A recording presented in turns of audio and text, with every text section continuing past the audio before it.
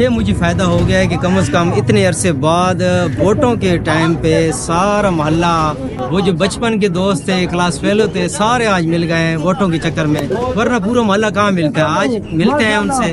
ठीक है।